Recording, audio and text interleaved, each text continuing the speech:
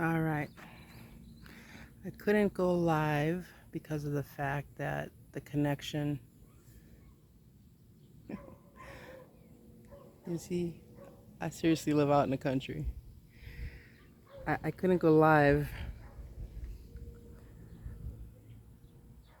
This is not my yard. This is down where I take out the trash, and this is where all the people who do stuff, this is all their equipment, not mine.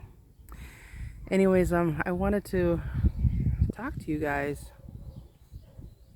about the recent events that's taken place with all the deaths that we're hearing about. You got to remember one thing. Everybody's so shocked to hear about Ozzy dying, and they are shocked to hear about Malcolm Jamal Warner dying. They're shocked to hear about Terry Jean, the Incredible Hulk, dying. And now Chuck Mangione, who's a famous horn player, has passed, and he was 84. But the world doesn't stop to think that, hey, death is a part of life, you know? And we're all appointed to die, you know? We're not promised tomorrow. And yet they worship Ozzy like he's the Prince of Darkness, and Hulk Hogan like he's the ultimate patriot, and, you know, the face of wrestling. And you got Malcolm Jamal, who was, you know, the face of, you know, TV and everything. And, you know, I was watching the Donut Factory. Well, it's called the Donut, I think, Doenut. And he talks about Freemason rituals and Illuminati and stuff, and how some of their deaths could be tied into certain numbers and stuff, you know. And you can't tell me that a lot of the stars' deaths are not tied into sacrifice rituals, you know. But I'm not saying that about anybody in particular who passed away. I'm just letting you know that, you know, we all have our burdens, we all have our crosses to bear. And there's no sense in praying for the dead, and especially how the Catholics like to take money from everybody and have prayers for the deceased. They can't do nothing. Once you're dead, you're dead. You're gone. You're 6 feet under. You know, even Jesus said to the man who was going to follow him, he wanted to go bury his father first, and he says, "Let the dead bury the dead." And while you're alive and of sound mind and willing to make a free will, a free choice, that is when you decide whether or not you choose to have Jesus as your personal Lord and Savior, believe that he died for you on the cross and he rose again the third day in fulfillment of the scriptures.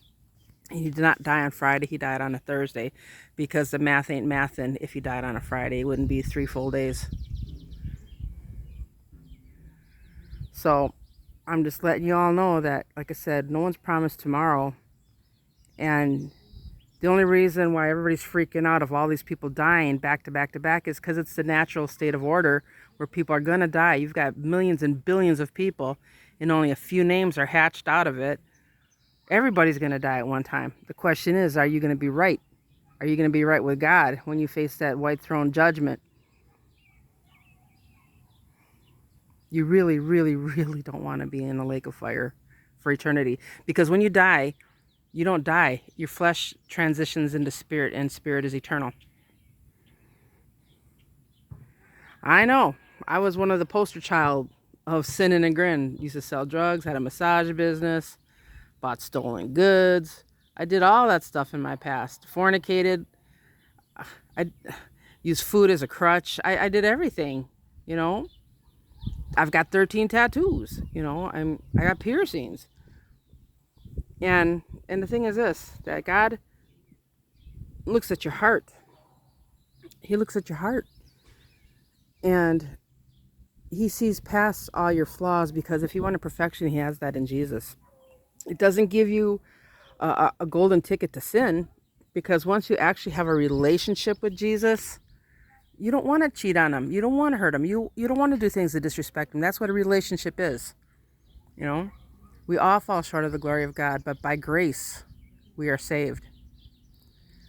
So I'm telling you guys, I'm telling you, you don't want to be around when the church is gone. It's raptured. It's harpazoed, and the 7-year tribulation kicks off. The first 3.5 years is going to be absolutely horrible, but the second half, you're going to be forced to take the mark of the beast or get your head cut off. I'm just telling you.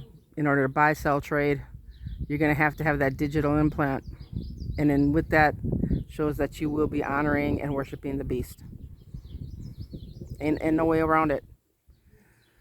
So you might want to get on that banana boat and get up out of here before all hell breaks loose. I'm telling you. And I'll tell you another thing. Once cash goes completely digital, we are so much closer to the tribulation, because you won't be able to buy, sell, trade, do nothing with a flip of a switch. If you don't comply to their agenda, all they got to do is shut you off.